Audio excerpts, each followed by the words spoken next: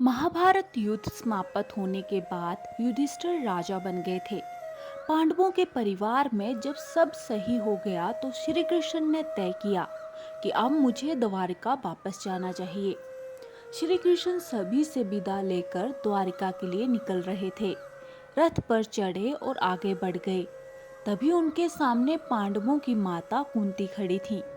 रिश्ते में कुंती श्री कृष्ण की बुआ थी।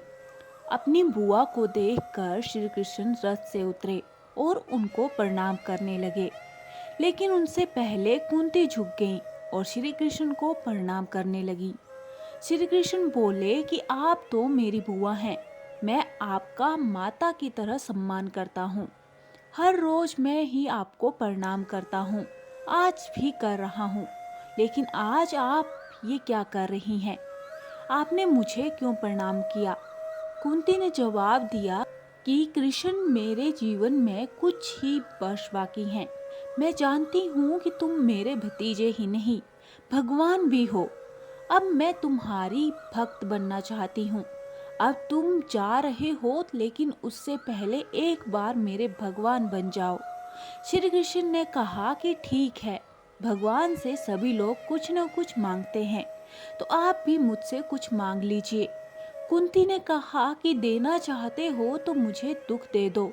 ये सुनकर श्री कृष्ण बोले कि आप दुख क्यों मांग रही हैं?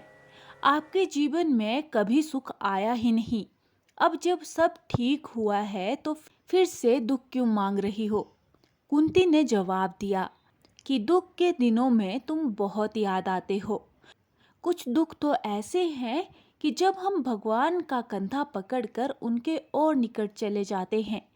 हमारे जीवन में जब जब दुख आए हैं, तुमने ही हमारी रक्षा की है। मैं चाहती हूँ कि मेरे जीवन में दुख रहें, मैं हमेशा तुमको याद करूं और तुम भी हम पर कृपा बनाए रखो। दोस्तों, हमारे जीवन में सुख दुख का आना जाना लगा रहता है। सुख के दिनों में तो हम प्रसन्न रहते हैं, लेकिन दुख के दिनों में धैर्य खो देते हैं, निराश हो जाते हैं।